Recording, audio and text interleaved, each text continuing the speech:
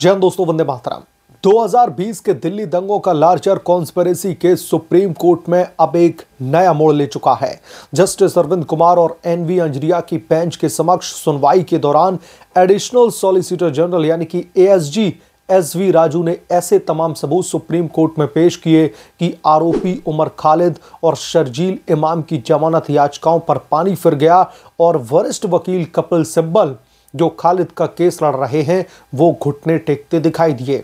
ASG Raju ने साफ शब्दों में कहा है कि ये दंगे कोई सहज हिंसा नहीं बल्कि देशव्यापी ग्रैंड साजिश का हिस्सा थे जिसका मकसद भारत की आर्थिक और संप्रभुता को चोट पहुंचाना था। तमाम वीडियो फुटेजेस, चार्जशीट और पश्चिम बंगाल के ट्रेन जलाने की घटनाओं से लिंकेज ने ये साजिश की तमाम परतें दोस्तों खोल करके रख दी हैं। और दूसरी तरफ आरोपी पक्ष की ओर से वकील कपिल सिब्बल की दलीलें जो हमेशा राजनीतिक प्रतिशोध का रोना रोते रहते हैं अब खोखली साबित हो रही हैं। सुप्रीम कोर्ट में एक के बाद एक सबूतों की बौछार ने कपिल सिब्बल को घुटने टेकने की नौबत पर ला दिया है। क्या दोस्तों ये केस विपक्षी नेताओं की एंटी नेशनल गतिविधियों का अंतिम पतन है? आइए सुनवाई की गहराई में उतरें और विश्लेषण करते हैं कि कैसे एडिशनल सॉलिसिटर जनरल यानी कि एएसजी एसवी राजू ने साजिश को नंगा कर दिया है जबकि कपिल सिब्बल की सफाइयां अब हवा में उड़ चुकी हैं।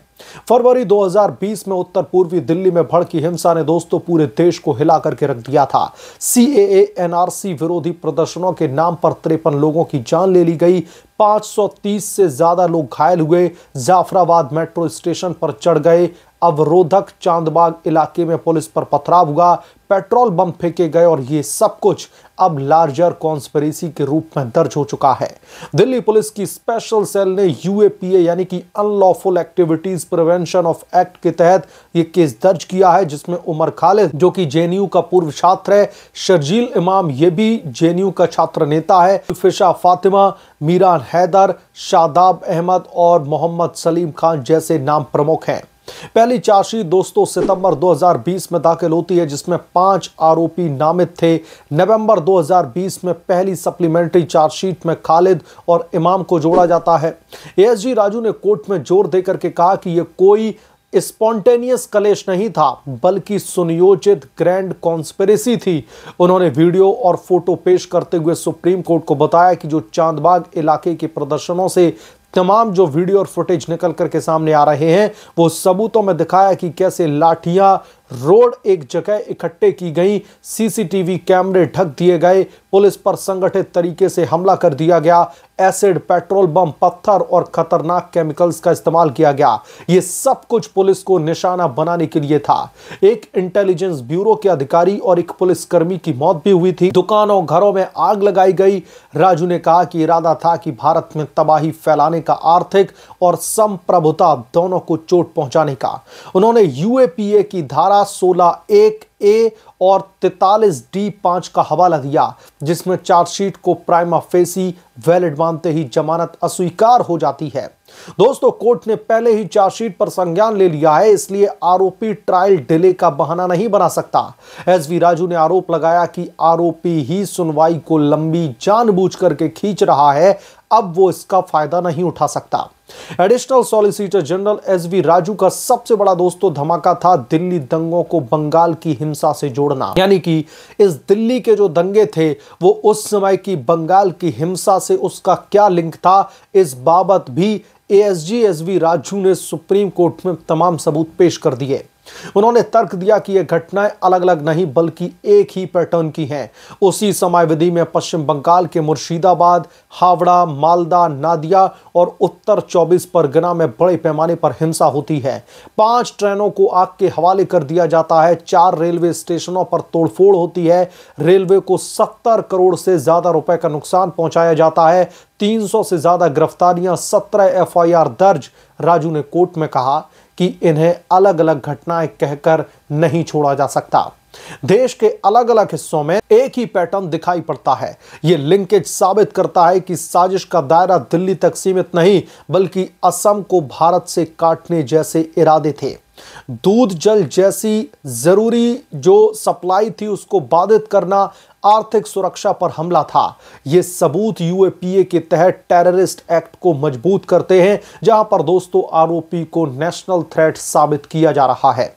उमर खालिद और शर्जील इमाम की जमानत याचिकाओं पर कपिल सिब्बल ने हमेशा की तरह राजनीतिक प्रतिशोध का कार्ड खेला।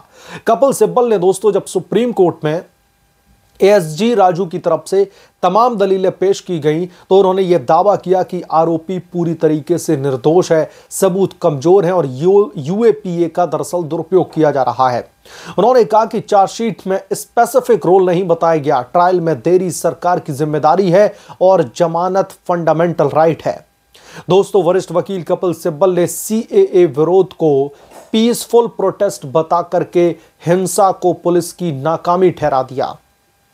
आप लोग समझिए कि दिल्ली को सुलगाने की इतनी बड़ी साजिश को सिब्बल साहब पीसफुल प्रोटेस्ट बता रहे हैं, लेकिन एएसजी राजू ने सबूतों की सबूत जो भी पेश किए उन्होंने इन दलीलों को पूरी तरीके से ध्वस्त कर दिया। अब इस पूरे के पूरे मामले को लेकर के कपिल सिब्बल की दलीलें खोखली क्यों साबित हो रही हैं यह भी आपको मैं बता देता हूं। पहला, वीडियो फोटो सबूत स्पष्ट रूप से संगठित हमले दिखाते हैं। सीसीटीवी ढकना, हथियारों को इकट्ठा करना और स्पॉन्टेनियस नहीं है ये कोई। कपिल सिब्बल का कमजोर सबूत का दावा अब झूठा पड़ गया है। दूसरा, यूएपीए की धारा 43D5 के तहत कोर्ट ने चार्जशीट को स्वीकार कर लिया है, इसलिए प्राइमा फेसी वैलिडिटी पर अब सवाल ही खड़ा नहीं होता। कपिल सिब्बल का दोस्तों ट्रायल डिले का रोना तो अब बेकार है जब आरोपी ही प्रक्रिया को लटका रहा है। तीसरा, बंगाल कनेक्शन ने साजिश को लोकल से नेशनल बना दिया है। सिब्बल इसे दरअसल कोइंसिडेंस कहकर के टाल नहीं सकते।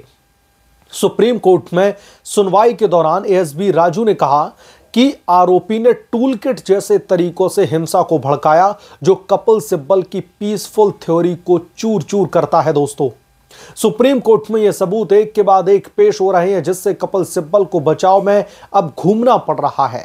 विशेषज्ञों का मानना है कि कपिल सिब्बल की रणनीति जो अक्सर विक्टिम कार्ड पर टिकी रहती है, संवैधानिक बिंदुओं को इर्द गिर्द घूम करके जो सुनवाई होती है, जो केस होता है उसको अपने पक्ष में लेने की कोशिश करते हैं, अब यह सब कुछ फेल हो रहा है क्योंकि कोर्ट एविडेंस बेस्ड अप्रोच अपना रहा है। अगर बेंच ने राजू के तर्क को माना तो खालिद इमाम की जमानत सीधे तौर पर रद्द होगी और कपिल सिब्बल को सुप्रीम कोर्ट के पटल पर इस मामले में घुटने भी टेकने पड़ जाएंगे।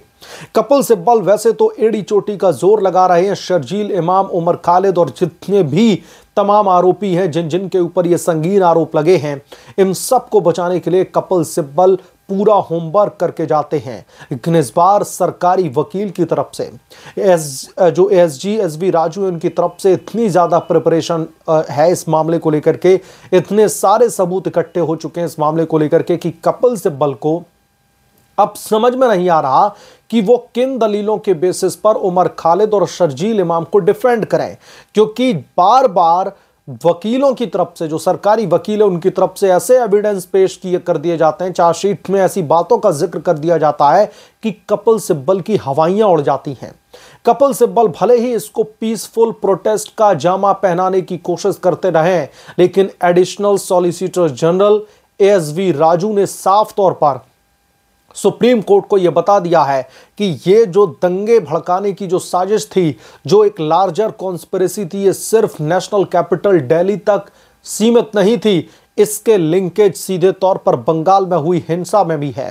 बंगाल में 70 करोड़ रुपए की प्रॉपर्टी को नुकसान पहुंचा दिया गया, रेलवे की प्रॉपर्टी को तहस नहस कर दिया गया। यह सब कुछ एक बहुत बड़ी साजिश का हिस्सा था।